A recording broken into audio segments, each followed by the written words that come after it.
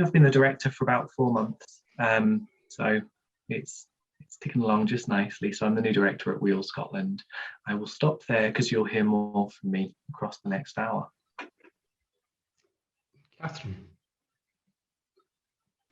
Hi everyone, I'm Catherine Trevick. I'm one of the co-founders of both WEAll Global and the WEAll Scotland Hub, and thanks for joining us this afternoon. Anna. Hello everyone, I'm Anna Christopoulou. I'm part of the WEAll Scotland team where I'm helping with operations and some projects. Today I'm going to help with technical support, so if you have any problem, just feel free to send me a chat message. Thank you. And Joy. Hi everyone, my name is Joey Garton. I'm the comms volunteer on the WEAll Scotland core team, and I've got the fun job today of doing our bonus prize draw at the end. So you'll hear more from me in just a bit. Yeah, so you all have to stick around to hear from Joey with that exciting news towards the end. So I just remind you, as we get started, just drop a message into the chat box and just say who you are, just so as we've got an idea of who's joining us this afternoon. So as I said, I'm really excited to be chairing this discussion this afternoon, or facilitating this discussion. I guess just a couple of little housekeeping or ways of working this afternoon. So as you've already seen, we're recording this afternoon's discussion, so it will go up on the WEAll YouTube channel later on. As always with these things, if you want to tweet any of the discussion, any interesting ideas that you hear, then use the hashtag Wellbeing Economy. That'd be great. And as you can probably detect already, we're keeping this informal. This is a discussion. It's a chance for you to get to know a bit more about the Wellbeing Economy Alliance, and hopefully find out how you can get involved in the Wellbeing Economy Alliance. So we want to hear your questions. We want to see what you've got to say, and Jimmy, I guess in particular, wants to hear from you today. So just to use the chat discussion as we go along, just drop your questions in there, and we'll return to those questions as we can throughout the next hour.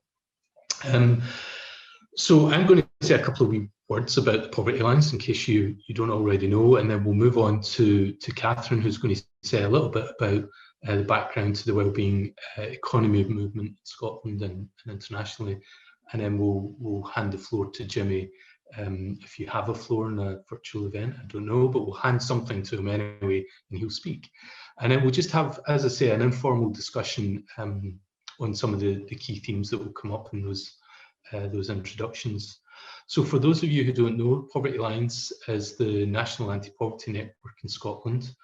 So there's a natural affinity there with a lot of the work that WEAll has been doing. And I would say that I've been particularly lucky not only to see the growth of WEAll in the last few years, which I think has really been particularly exciting, inspiring, and really important development in Scotland, but not only in Scotland, but internationally. But I think I was possibly there, and Catherine can correct me if I'm wrong, but it's some of the start of some of the ideas of WEAll and the development of the Humankind Index quite a few years ago now, where some of these ideas around alternative ways of measuring what we do and what works and what people need from the economy was really started. And of course, Catherine and Oxfam were central to that.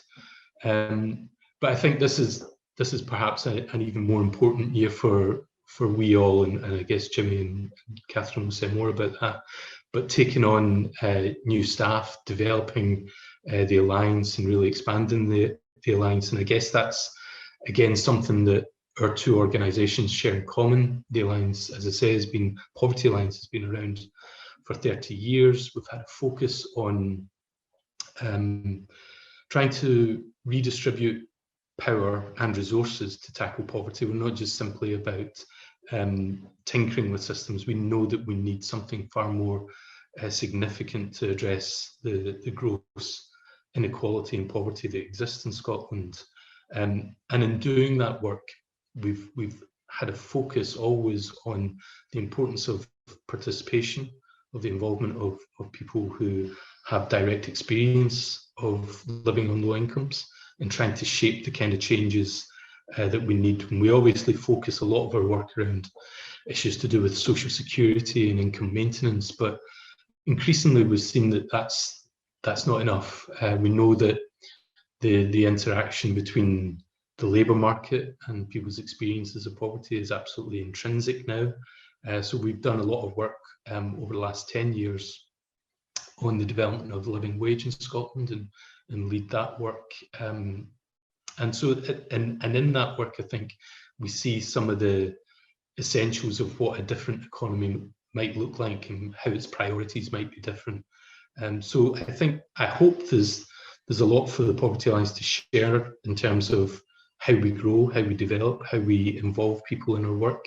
And I think a lot for us to learn already from the years that WEAll has been around. So with that, I'm going to turn to Catherine, who's going to say a few words now before going over to Jimmy. Catherine. Thank you, Peter, and let me add my welcome to everyone who's joining us today. Really great to be here, and I'm particularly excited to have this excuse to really formally welcome Jimmy, 4 months on, but publicly welcome Jimmy to the Wellbeing Economy Alliance Scotland. We're pretty thrilled at our acquisition to have Jimmy as director, and we're going to do great stuff with everyone who's part of the Wellbeing Economy economic system change movement. So it's really, really great to have you on board, Jimmy. I've been asked to say just a couple of words about the movement itself and WEAll. WEAll was officially launched in 2018, but as you can imagine with these things, there's a long tail before that of a lot of conversations and work and discussions and papers and so on, really thinking about what it might be. But I often describe WEAll as having many mothers, in that there are many groups who came together, who all in their different ways across different parts of the world had been working on economic system change. There are scholars, activists, think tanks, networks who for decades in their own respective quarters and respective spheres of influence had been chipping away at this question of how do we design an economic system that is more humane and more sustainable. And they really got to a point where they thought, we're all doing great work. Some of it is making some difference at the margins, but none of it is yet adding up to the sort of change that we need to see it at scale and across the system. None of it's having that, what we describe as a paradigm shift. It's not transforming the economy. It's just changing little bits. And so the sense was that we needed to collaborate like we've never collaborated before. And even some of the co-founders said they tried to create something 20 years ago and 10 years ago, and just the time wasn't right. And yet in 2018 or 2017, when the conversations were starting, it seems that the time has been right, because since WEAll was launched, we've grown into a movement of well over 200 different organizations across the world, and they're incredibly diverse. There'll be disagreement amongst them about the policy emphasis, even the strategy for change, how to go about bringing about economic system change. But what unites them is a sense that if you look at all the crises facing our world today and you ask, but why? You go upstream, you so often find yourself facing how the economic system is designed, and it's designed and dependent on economic growth, and how can we really transform that? And they're also united by the sense that they want to work together. And so we hold this phrase at the global level of togetherness above agreement, which is a really nice phrase to say. It's hard to do in practice, but that's something we hold very true to, because so many different players have a role in building a wellbeing economy. We need people across all sectors. So WEAll encompass, and the wider movement beyond WEAll as well, encompasses businesses, it encompasses policymakers, it encompasses activists, it encompasses cities, it encompasses scholars and all sorts of folk. Everyone is needed, because this isn't a simple flick of the light switch. We need change across all levels of economic systems, and how we do tax, how we do subsidies, how we price things, how we design our public infrastructure, how we do decision making, and so on and so on and so on. And so it's a very much like more the merrier to this conversation. And one of the other really exciting aspects of the journey of the last few years has been seeing these local hubs bubbling up around the world. And I'm really proud to say that WEAll Scotland is probably the most advanced of that. And there's other hubs emerging in as diverse places as Uganda, New Zealand, the Netherlands, Ireland, California. And they're all like the Scotland hub, microcosms of the global peace, with that mission of connecting players across sectors, focusing upstream on economic system change and supporting pioneers. But I do think Scotland is particularly important in that conversation because the economy here still isn't delivering social justice on a healthy planet. But there is some amazing work being done that we can point to. Businesses are starting to recognise they need to be part of the solution rather than just focus on a narrow short-term profit imperative. We've got community organisations across Scotland rolling up their sleeves and starting to embody the change. And we do have policymakers in, whether it's in local government or in Holyrood, starting to think about what are the sorts of policies that we need to transform our economic system. And we can talk a bit more about that in detail later on. And yet in Scotland, despite some tentative cause for hope, it's not yet adding up to enough. There's too many contradictions and tensions and inconsistencies with that, despite that good work. And so what we need to do is really connect and bring together and make more powerful that good work that's happening. And the world is watching Scotland. I think we have a disproportionate level of attention on Scotland that you might think we'd have depending on the size of our population, for example. All eyes are on Scotland, and it's not just because of COP in November, that's part of it, but because of Scotland's leadership of the Wellbeing Economy Government's partnership, because of them being one of the first governments to have a multi-dimensional wellbeing framework in the National Performance Framework. A lot of governments around the world have been paying attention to that for a while, and because of our history and the Enlightenment and so on, there is a real focus on Scotland. There's also a very small window of opportunity. Scotland has great risk of disappointing all those fans who are watching from around the world, really hoping that Scotland strides boldly out in transforming the economy. There's a big risk that if we don't bring together and make all those bits and pieces of good work add up to something more systemic, we will disappoint people around the world and will disappoint those who need change the most here in Scotland as well. And we'll be stuck in that pattern of just patching and repairing and humanising an inhumane economic system and not driving the change at the level we need to see. So that's what WEAll's about. And Jimmy's going to, well, pass back to Peter, I think, first to introduce Jimmy a bit better than I can. But really, yeah, tell you a bit more about our plans for the coming months and also his journey too. Thanks very much for that, Catherine. Always great to hear that story of growth and change, and I love that phrase of togetherness above agreement. I will be taking that to my board meeting tomorrow. So I'm not going to try and introduce Jimmy. This is your moment to introduce yourself, Jimmy. So I'm going to allow you to do that in whatever way you please. So over to you, Jimmy. Thanks, Peter, and thanks, Catherine, for the lovely welcome. Thanks, Peter, for being here. It's lovely to have you here, and can't highlight the important work of the Poverty Alliance enough. So, yeah, thank you. And I'm delighted that there are so many people here, and there'll be others watching on the recording as well. I'll start by saying I saw the job go up when this director vacancy went out, and before I had a chance to look at it again, 3 people had messaged me and said, you might be a good fit for this role. And I looked at it and I thought, that's a really amazing job. It encompasses everything that I care about. And in the interview, I used the phrase golden thread. It felt like there was a golden thread throughout everything I cared deeply about that I would get to work on in this role. Whether that be, so I studied human geography at university because I'm fascinated by, interested by, driven by understanding climate action and climate change and how we can halt that. I care about social justice issues, and I'll talk more about that later on as well. And this role allowed me to look at and start to influence both of those spheres in a way that I'm not sure any other job could. So I felt so blessed to be offered the job, and I'm delighted to be in post and have been in post for 4 months now. So I'm the director of WEAll Scotland, one of those hubs that Catherine said bubbling up all over the world. We've secured some funding, and that is partly why we're one of the more advanced hubs, because not many have just now. And Catherine often says that we've been punching above our weight for some time. I could not believe the influence that a bunch of volunteers and a bunch of board members had led for a couple of years. The phrase wellbeing economy is so well known across Scotland. The work of Catherine Trebek fed into, and WEAll Scotland fed into, a previous role that I worked in at the Independent Care Review.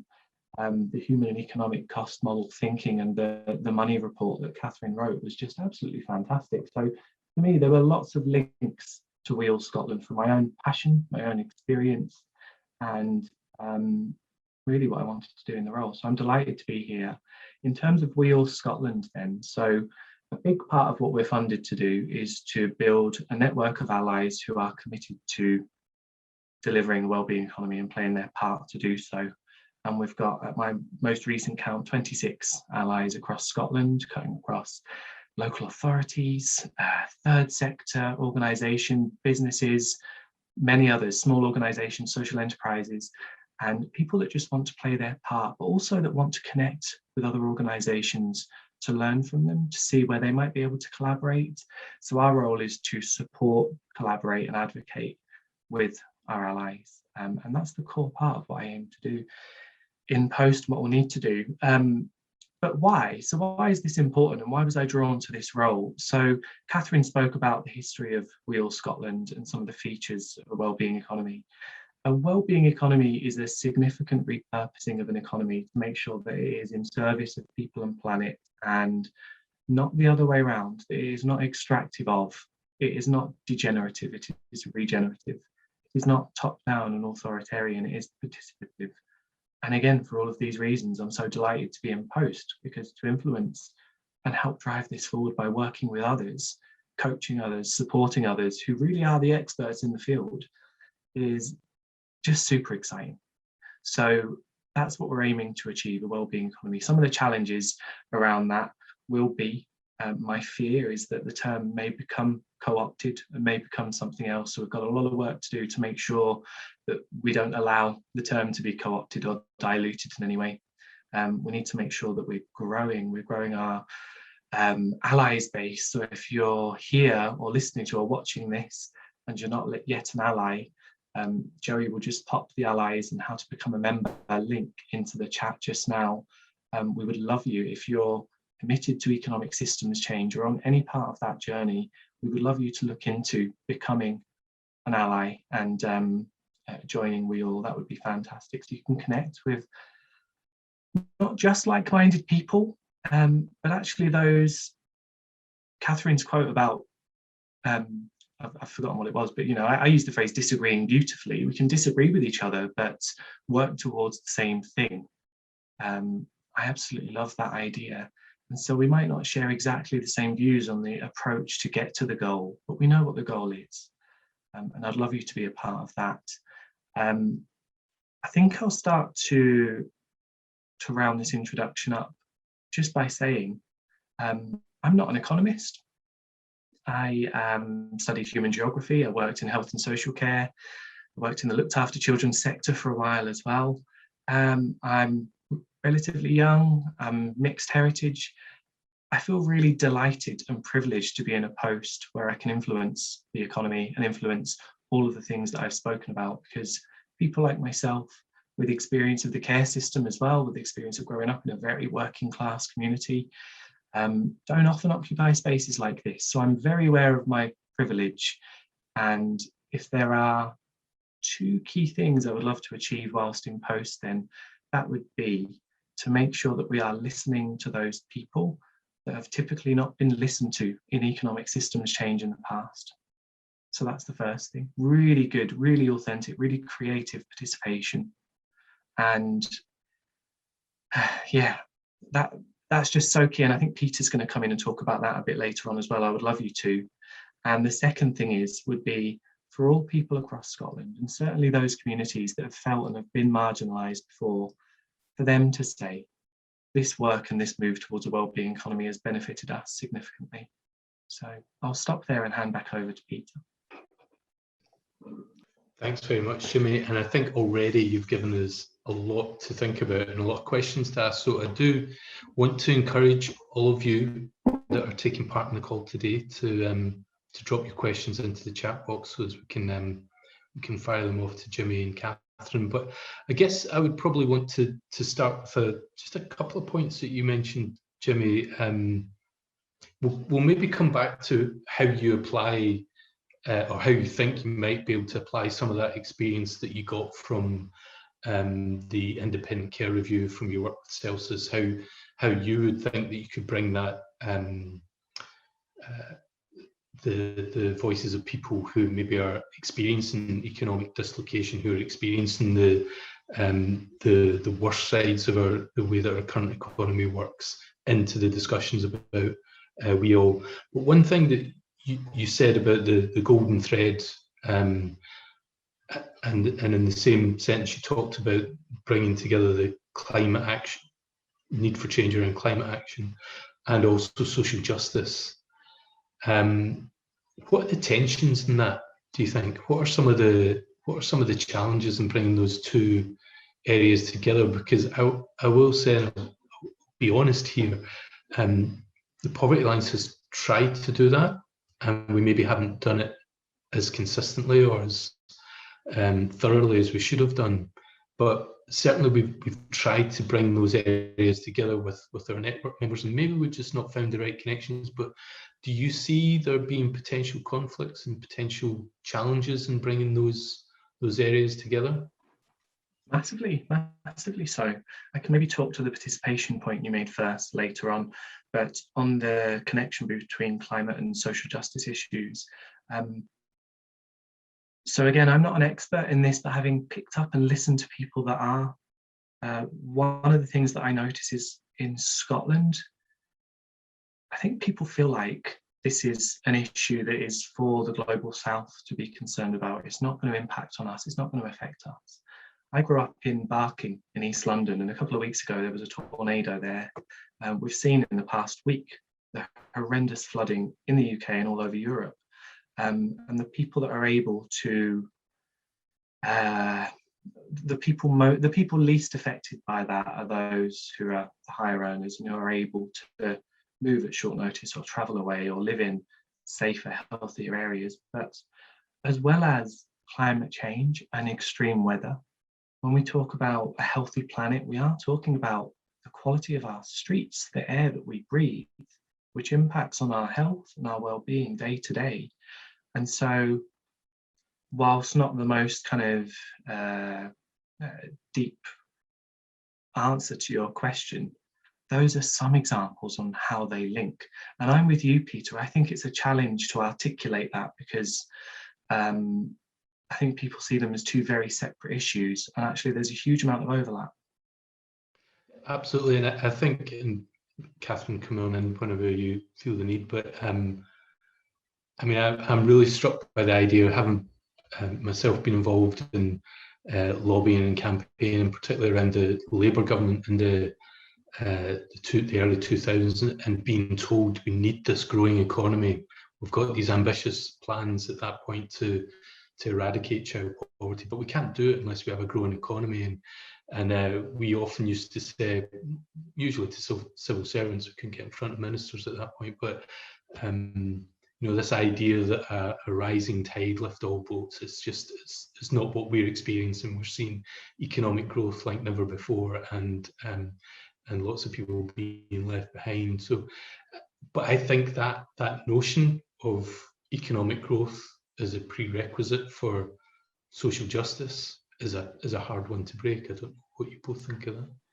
Can I come in on the question of the interaction between climate and social justice? I mean, I think one of the messages we in Scotland need to really put forward during COP is that the question of climate change is ultimately a social justice question in terms of who it is, who's driving the disproportionate impact on the planet. We know, I mean, there's literally a graph called the champagne you know, those 1950s champagne glasses that we did at Oxfam when I used to work there. It's like those 1950s champagne glasses, and down the y-axis you've got global income deciles according to people's income, and these are consumption-based emissions, and it shows that the richest 10% of the world are responsible for half the world's CO2 emissions by consumption. We know that's through their transport patterns, the nature of their housing, their meat consumption, their flying, and so on. And the poorest half of the world's population are responsible for less than 10%. So there's a direct inverse relationship between the size of your wealth and your responsibility for climate breakdown. But we also know, as Jimmy has already said, that those who are hit hardest are the poorest folks with less income. And even we heard on the news today that the UK needs to get used to 40-degree days. Now, who are the people who are going to be able to afford air conditioning in those circumstances, or, you know, bringing in, you know, nice cool water and all those sorts of things to deal with that sort of heat? That's going to be folks on highest income who can afford to shield themselves from those impacts. We know that it's folks who are in floodplains and so on across the UK who are most vulnerable to these erratic weather events. And so there's a direct conversation about social justice when we're talking about environmental breakdown. And I think the metaphor of saying they're two sides of the same coin is really apt, because it's the nature of the economy that links the two. And people often say, yes, but folks on low incomes, you know, don't want to think about the environment, and they point to maybe the Gilets jaunes protests, saying, well, look, the protests in France emerged after there was an increase on energy prices. But what happened at the same time is that it was also a reduction on wealth taxes in France. And so no wonder people are, pissed off.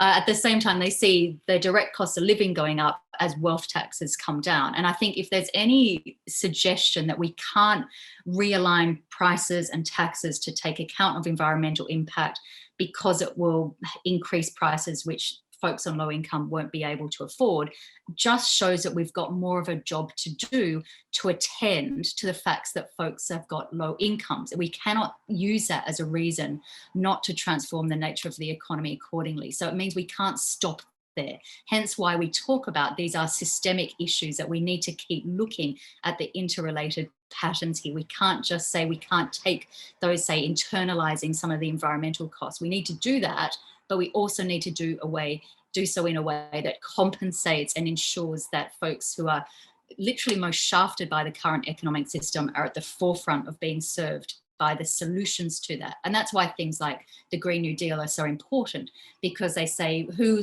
should be at the front line of the jobs that are emerging, who in terms of wind turbines and renewable energy and energy installation and housing efficiency and so on, and public transport provision. Folks who are not doing well enough out of the current system, they need to be at the front of the queue. They need to be supported to benefit from those jobs so that they are first served by the sort of economy that we're creating, as we attend to both at the same time. I'll shut up there for a moment. Peter, you wanted to talk about growth though, around the sort of that assumption that we need growth to redistribute then, to invest in our systems, to patch up the damage. And this is this incredibly sort of, I think, old-fashioned way of looking at how we provide good lives for people. And Jimmy and I talk about this sort of three-stage story that we've been offered, which almost is grow the economy big, under the assumption that that will lead to great things and milk and honey. But when you're doing so, turn a blind eye to the collateral damage that it does to people and planet.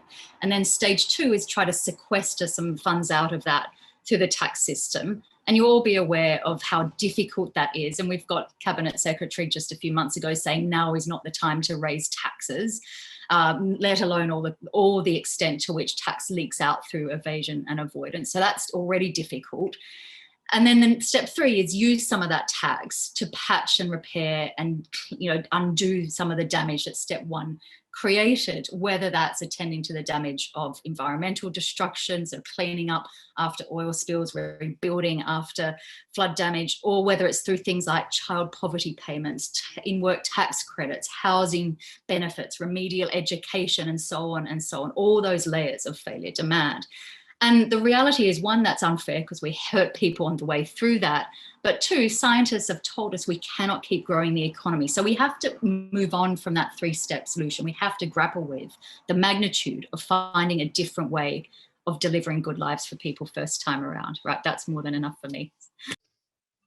It's always good to hear from you, Catherine. And I see my role here as facilitator, maybe a little provocateur as well, because there is something about the resilience of a bad idea. I mean, they are really impervious to change. I mean, I think about so the big issue for our network at the moment is the cutting of the universal credit uplift, the £20 uplift, and that's been done on the basis that actually what we need to do is focus on work, because that's the way we get people out of poverty, which we've known for, if not centuries, decades, doesn't work.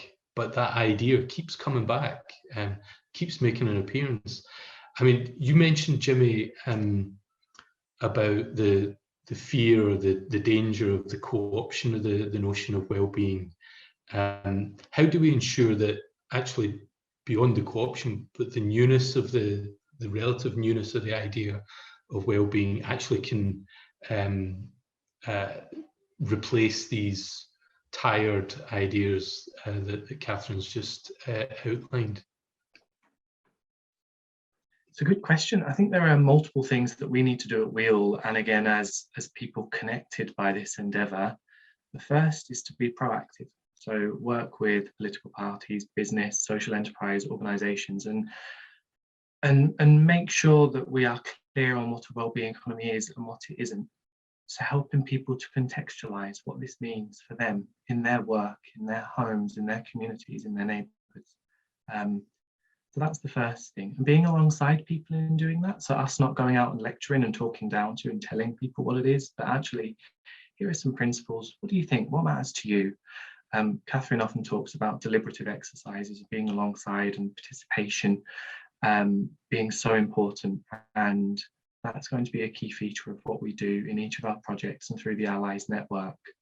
So that's the first thing. I think another thing is also being brave and calling out when it is being co-opted, when there is a dilution of what it means, if someone's using it as a buzzword, but actually in that, and to be straight about it. We've seen this quite a bit over the past few months, even since I've been in post.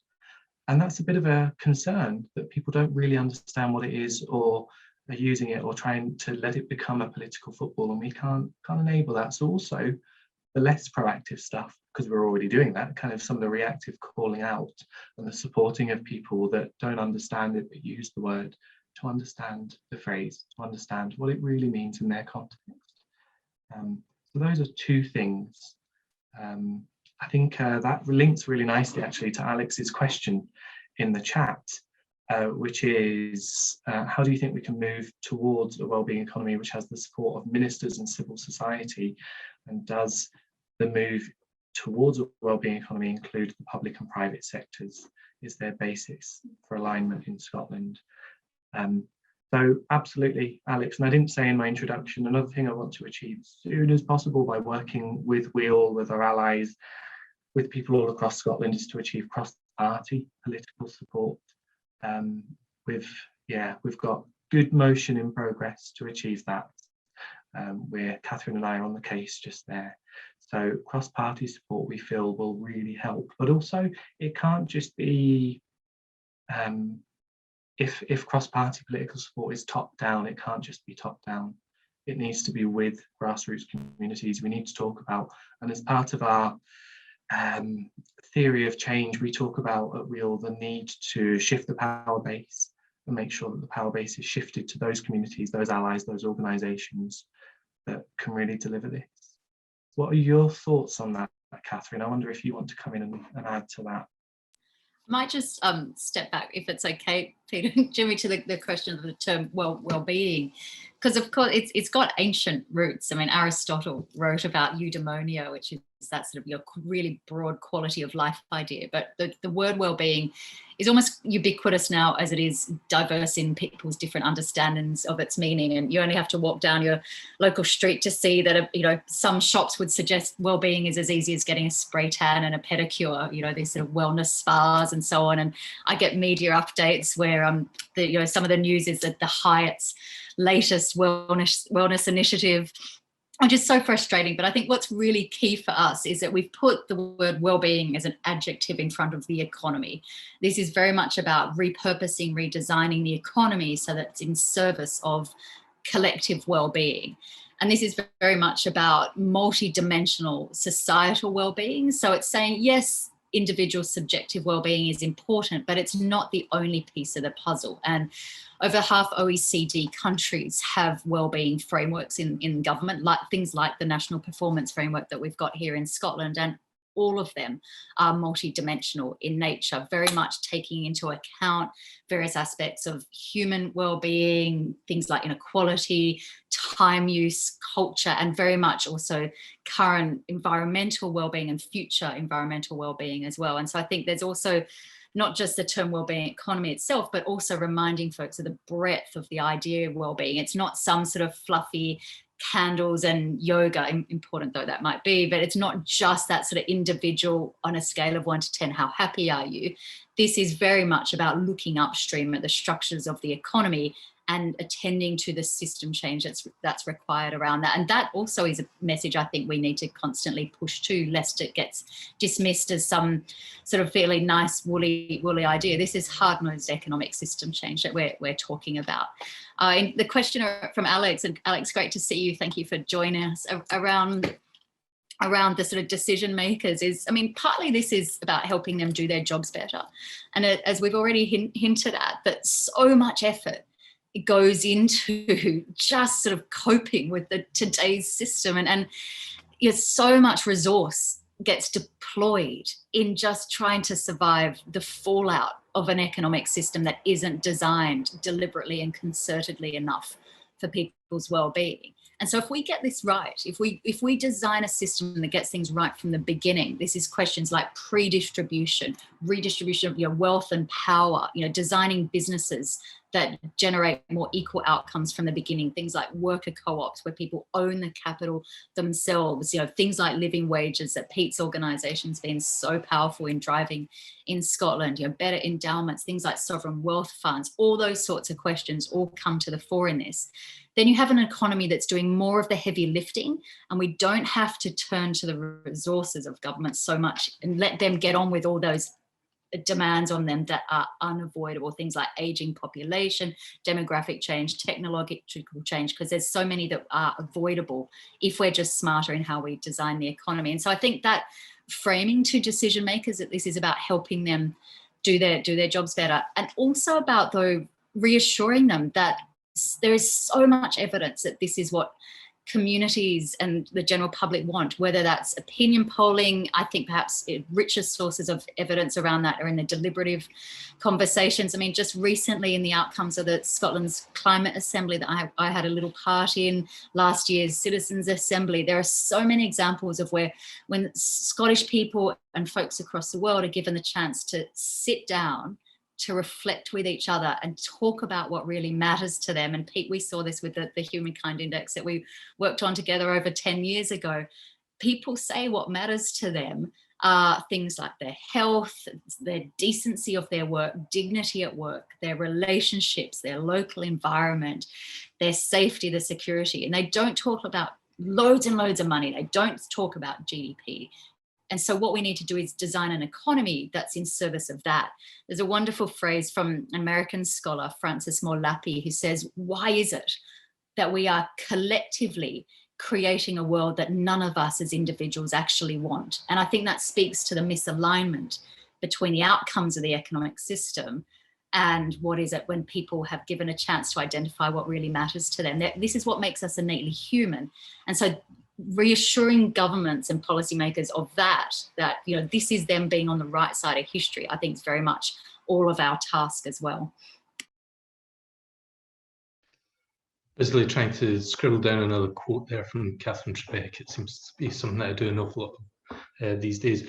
That last quote that you had there, Catherine, about why are we creating a world which none of us seem to want, goes to one of the questions, or maybe a couple of the questions that I'm going to turn to Jimmy now on, which I guess is about power, and that speaks to how do we take civil servants with us, how do we take civil society, how do we engage business and really take them with us, because it seems to me that whilst many businesses might want to do things differently, there are many more and perhaps bigger and better organized and more wealthy businesses who seem to be pushing or resisting change. So there's a question there that I think from Arlo, I think I missed the name, about the need for bottom-up change, and we've talked a lot about the need to involve people, and that speaks to the kind of traditions that I come from about bottom-up grassroots change. Traditionally requires some revolution. And is this where we need to be going? Is this where society needs to be going? And then another question on how do we align economic recovery with creating well-being and a more environmentally sustainable or friendly country? So a couple of questions for you there, because I'm very conscious that time is marching on. Over to you, Jim. So I think I'll go to the, this relates to an earlier question as well about my own experience and how I can bring this to this role. And I was one of the co-chairs at Scotland's Independent Care Review. So that's a root and branch review of Scotland's care system of children.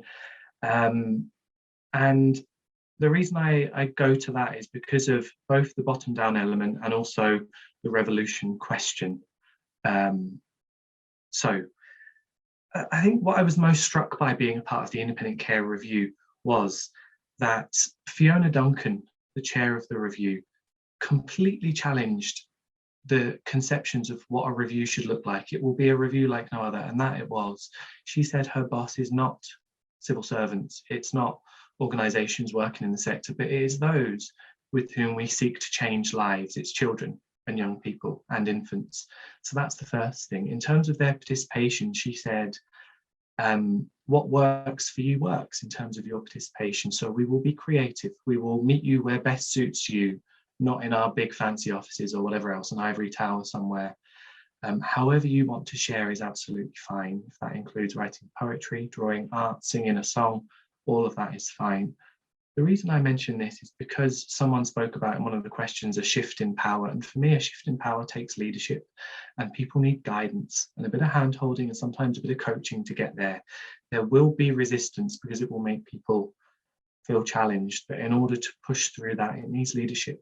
And I was and continue to be inspired by the leadership of people like Catherine, of Fiona Duncan, and so many others across Scotland, across the world. So I wanted to talk about that because that's so, that for me relates. And whether we call it, there were lots of people saying the care review in Scotland will lead to a revolution. I mean, that word seemed to get people's backs up a little bit. What is it? Ultimately, it's significant systems change, which is going to change lives, a significant repurposing of the economy in our case.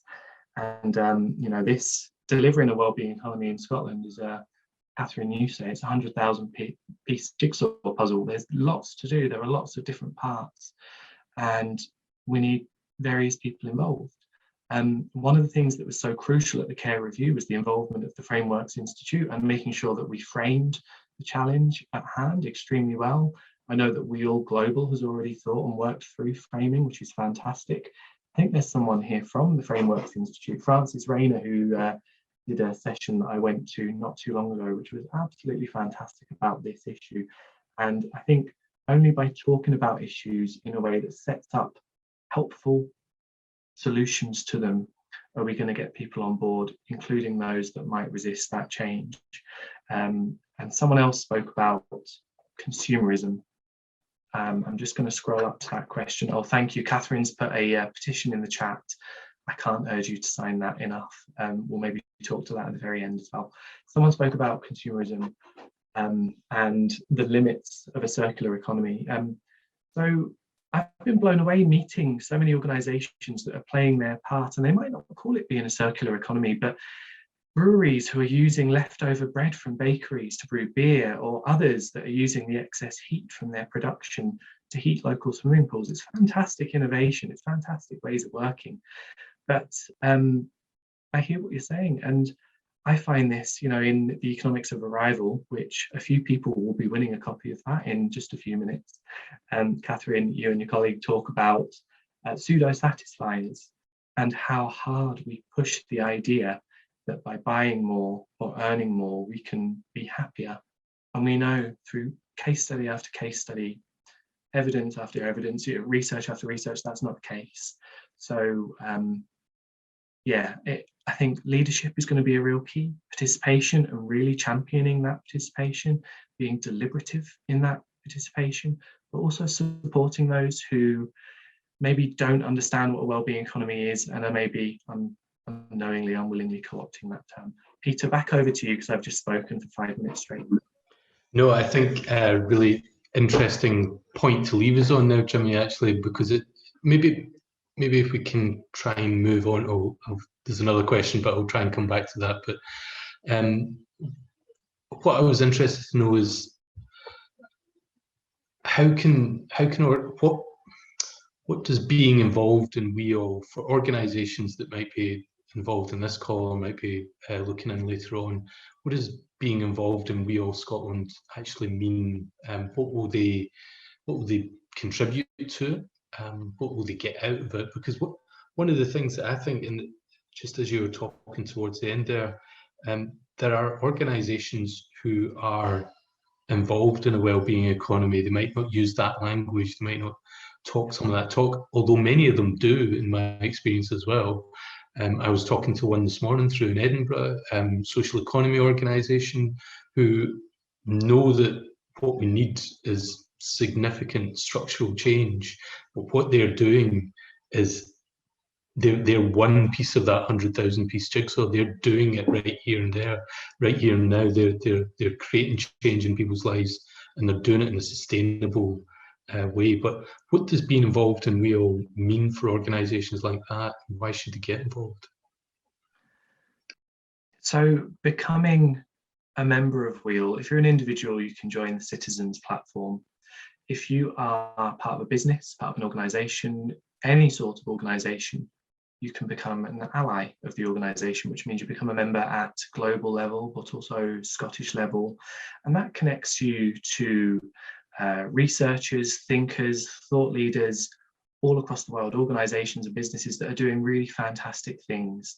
So it is really good to connect with other people who, as I said earlier, are both like-minded in as much as they're committed to economic systems change and are playing their part as one part of that 100,000 piece jigsaw puzzle, but also they might have different views, divergent views from other people on the approach to get there, and that's absolutely fine. So that's the first thing, I think, connecting with other like-minded people. We have a fantastic platform. I spoke at the beginning of the call about how WEAll Scotland and WEAll globally actually have really punched above its weight in terms of what we've achieved with so little or no funding and lots of volunteer input. We are, Scotland is the convening nation of the WEGO nations, Wellbeing Economy Government nations. So we have a real in to start to influence at a global and international level, a national level for sure. We have the support of the government just now in Scotland, who are committed to economic systems change and understanding a 10-year plan for that within 6 months of the May election, so this autumn. So if there are people out there who want to take this fantastic opportunity and platform that we've got, this wonderful moment in time to drive economic systems change, to play their part, they might be doing loads already, as you said, Peter, and I'm sure people are. It might not be badged a certain way, and I'm meeting so many new people to the organisation and to this sector who are doing exactly that. But there are others who will get inspiration from other organisations who may be able to work together to advocate for wider systems change. That question about the circular economy and the need for wider systems change is absolutely spot on that we saw in the chat. That's one example. There are many more. So if you want to connect with the like-minded, different, diverse organisations to seize this fantastic moment that we've got, and to work with people like Catherine Trebek, some of our other allies, some of our other experts in different fields, you should become an ally, you should become a citizen. I would love to hear from you, absolutely. So I know Joey put it in the chat earlier, how to join as a member. It's a really easy thing to do. It's free to do. If you want to donate, you're very welcome to donate. We are a very small organisation, very tightly funded, so that would be welcome, but it is free to do. And yeah, I'd love to hear from you. And if you have any questions, you can get in touch with me. I also said earlier that Catherine put in the chat the petition that was launched by a young person down in Brighton, I believe. Yes, it was in Brighton. You can sign that. That is to push for a wellbeing economy. So click on that link. It's really easy to do. Yeah, go for it. There's so many things that you can do, but becoming an ally of WEAll Scotland is a really good first step. We've got 9 minutes left. Joey will be saying, when are we doing the prize draw? And we're going to get there, Joey, in just a second. I just want to highlight a few. Joey has put something in the chat around GDP to answer one of the earlier questions. Francis Rayner, who's always dependable for framing expertise, has put some links in there. I would really urge you to check some of that stuff out. But I'm going to finish with a question and then turn to Joey for the draw. But just briefly for Jimmy and Catherine, I'll go to you, Catherine, first. What is it that makes you optimistic just now? What is it that gives you a bit of, if there was a key thing for both of you, what is it that makes you optimistic, Catherine? Oh, I'm not always optimistic. I think things are very, very, very precarious. And I think we've got the fight of our lives on all of us on our hands to really make sure that we don't not just return to business as usual, but to return to a more toxic business as usual, where it's the hard-won labour rights, such that they were, and environmental rights were not dismissed as some luxury in the face of the need for economic growth and to pay back debts and so on, and all the economic illiteracy that goes with that. So I'm sometimes optimistic, but very nervous a lot of the time, and just seeing the scientists telling us that we are getting so close to those tipping points means, we have no choice but to really mobilise and organise and agitate.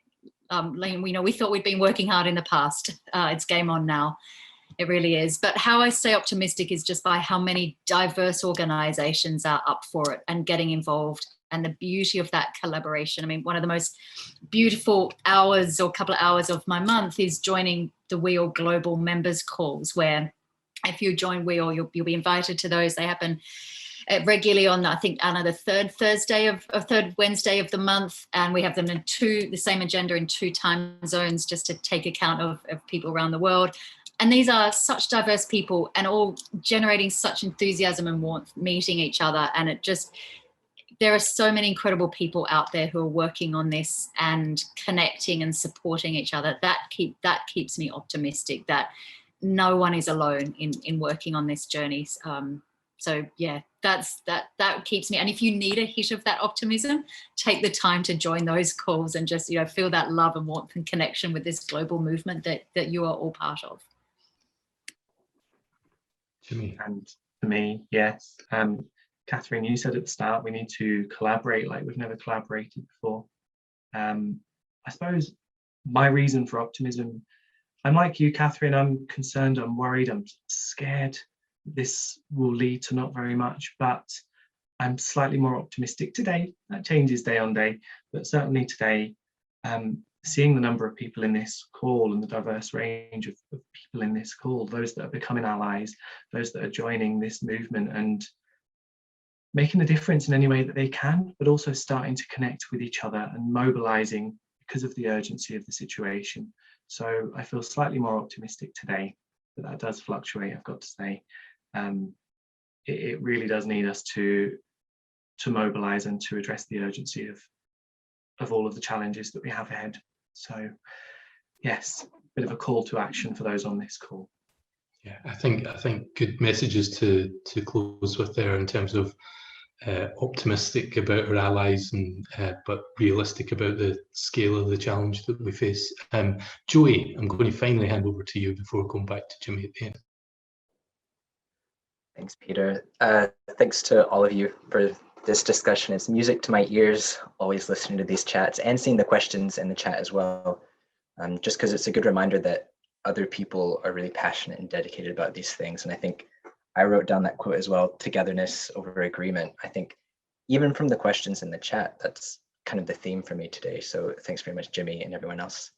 But on that note, now for a bit of fun, I'll just share my screen and we'll do the prize draw. So for anyone who isn't aware, The Economics of Arrival is a book that Catherine co-authored, and it's very good for people like me who are not economists because it's quite a good introduction to just what the well-being economy is.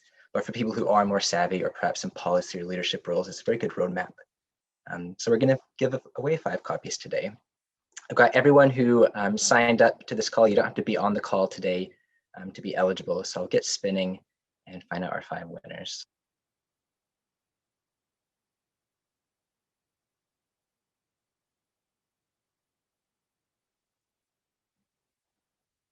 We've got Naomi M. Well done, Naomi. Number 2. What happened to your music, Joey? I thought you had a soundtrack for this one. Well done, Neil. Can you guys not hear the very beautifully tacky music that this plays in the background? I've still got it on my end. I won't hum it. It's not very good.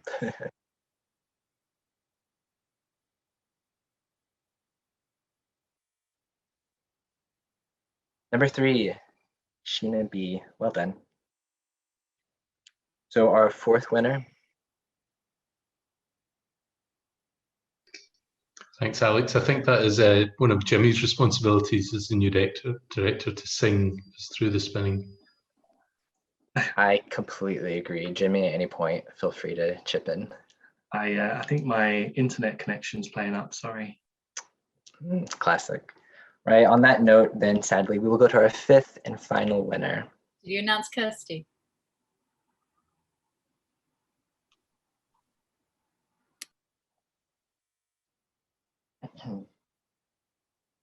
Well done. So we've got Karen R. So that's Naomi, Neil, Sheena, Kirsty, and Karen. So I'll be in touch with all of you shortly.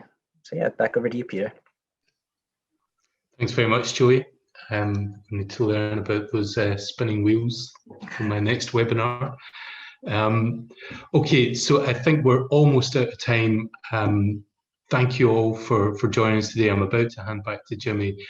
Just to remind you, you've been reminded a lot this afternoon, but get involved in WEAll, either as an individual, if you're part of an organisation, look to have your organisation get involved in WEAll.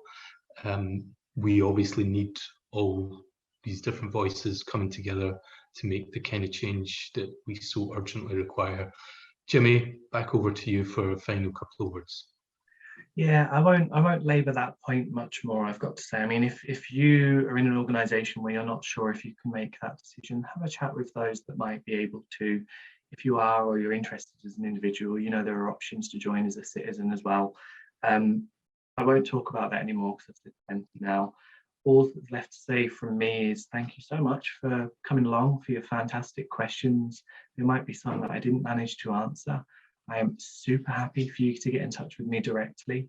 Jimmy at scotland.weall.org is my email address. I think, sorry, I can hear my baby crying in the background. I don't know if you can. A constant distraction at the moment. So yes, thank you so much for coming along. Thank you so much if you're listening or watching to this on the YouTube channel as well. You're also very welcome to get in touch. Let's take up Catherine's call to action. Let's mobilize and collaborate like we've never collaborated before. Thank you. And enjoy the rest of your afternoon and evening. Bye, everyone. Bye, everyone.